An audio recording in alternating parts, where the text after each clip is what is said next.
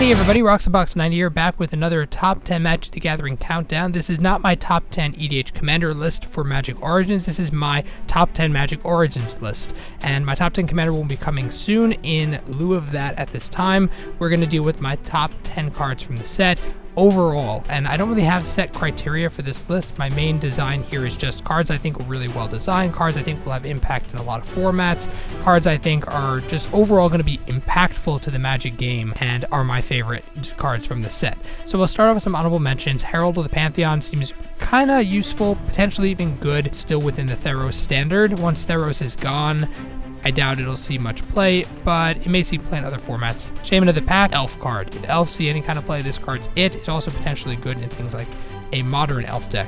And Commander, of course, it's a master powerhouse card. Very well designed, but very narrow to Elves. Infinite Obliteration. This card right now in Standard, when creatures are really good, you have things like Siege Rhino and Corsair Crewfix, cards that are seeing 3 or 4 ofs in decks. This card could be really, really strong, even just as a sideboard removal. I don't think it's going to be universally good. It'll probably be relegated to sideboard if the meta switches to more spell-oriented decks on the whole. Languish, this card people kind of hailed as the standard damnation, and it is. Decent card, it's going to see some play. Mana Gorger Hydra kind of wraps us off. This card is interesting in its design because it's scalable from both players, and it has trample. So it'll be really, really powerful. Limited, it may even see some constructed play. We'll have to see where it goes. Starting off the top 10, we start with 10 with Vryn Wingmare. This card is pretty much just Thalia with flying for more mana, because Thalia is good, very solid, but the 2 versus 3 mana means a lot in more Eternal formats, which means that this card is likely not going to see as much play. It seems decent.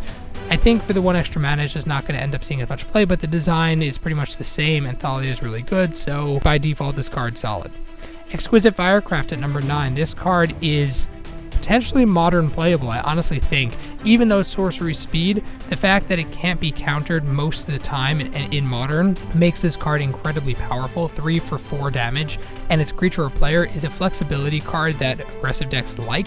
It's worth its value and will most of the time be uncounterable, which gives it a huge amount of reach. I definitely think it has even modern potential. Standard burn or standard aggro, I think it could also work very well. 8, we have Harbinger of Tides. This card is a little narrow because it's Merfolk, but Merfolk fish sees play in quite a few formats. Even if it's not necessarily tier 1, this card is very well designed. I think it's far more playable than other counterparts we've seen in prior core sets. Very flexible, really powerful, nice tempo card. Number 7, we have Nissa Vastwood Seer. The reason she's a little high up on the list is just because she'll probably be good right now in Standard. They're pushing ramp style decks, which means that she has a good chance of seeing play as well. Mono green Devotion could very well be a thing. She's a really nice card. Of course, she'll be good in things like Commander, but I think if the ramp decks don't take off as well, she's going to be really hard to use effectively. I think Constructed, she's a little bit risky. Yes, she's a body that ramps for 3, which is probably good enough in and of itself, but the chances of flipping her, it's going to require a control deck, and she doesn't fit most control deck styles, so I don't quite know exactly where she's going to go. I don't know if she quite has a place. I like the design. I'll talk about her more in the Commander video. Number 6, we have Liliana Heretical Healer. She, I think, is a little better because she replaced herself with a 2/2, and her flipped card is not incredibly difficult to get, and especially in any kind of deck that relies more heavily on creatures.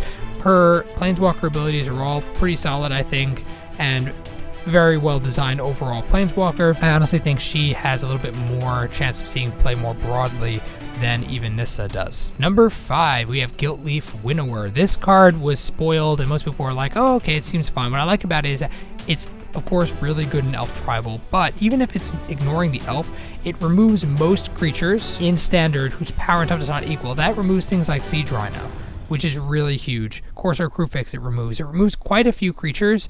In Standard, there are very few. Maybe, I mean, you have Stormbreath Dragon and such, but that's not going to be around for too long. And my guess is that most of the powerhouse cards going forward, they're going to try to have an uneven power toughness, which means I think this card will end up being 5 for a really strong, near unblockable body.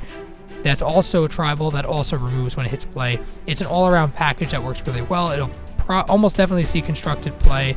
Limited, it's going to be a monster, and I think it could even potentially see play in other formats like Commander. Number 4, we have Demonic Pact. Do I know how good this card is? Not really, but it is a brilliantly designed mythic, and I think that if there's any sort of card that could really smash out, from the set, it would be this one, because initially up front it doesn't seem like such a big deal, but any deck that really works with it, formats like Limited and Constructed, this card I think has a lot of potential. It's a lot of really powerful stuff for a low amount of mana, with the risk of you losing the game. I think this card has the highest chance to be broken, but I also put it on the list because it's incredibly awesomely designed, great art, huge fan. 3, we have Kytheon, Hero of Akros. Anyone who knows Gideon in the past knows he's awesome. This version of him I think is honestly the most awesome of the Planeswalkers in terms of immediate impact, in terms of consistent use, in terms of multi-format playability.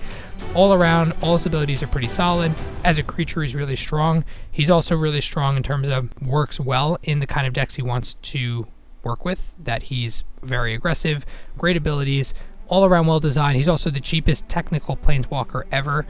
I'm sure if any of them is going to really break out, it would be him. Number 2, we have Archangel of Ties. This card is just super angel. I mean, it's basically Windborn Muse on a much better creature. It blocks Siege Rhino, it blocks a lot of creatures that have 4 power in Standard, and it's also a nice flyer that gives you control of the field in terms of whether you're an aggressive deck or a control deck. All around win. And number 1, Hallowed Moonlight. Most people probably saw this card coming. I think this card has the widest range of impact. I think this card's potential is to play in multiple Eternal formats. I think it's insanely powerful, given, yes, maybe not immediately in Limited, but in Constructed. If there's any kind of reanimator effects going on, it deals with it. It cantrips itself, it replaces itself. It's an instant speed card. It can be done on their turn, done on your turn, anytime you want. It's incredibly cheap. It works well with so many variants in Modern, Legacy, potentially even Vintage. Does so much work for so little. Definitely keep an eye on this card. I think probably going to be the most impactful card in multiple formats in the entire Origins, and it's my number 1 pick in terms of its overall awesomeness. So those are my top 10 Origins cards. Stay tuned for my top 10 EDH Commander list. That'll be coming to you soon, as well as some pre-release info if I don't get it up before this video goes up. Thanks for watching, everyone. If you enjoyed the video, then please tap the like button. If you're new to the channel, check in and subscribe. As always, Roxabox90 signing out. I'll see you guys next time.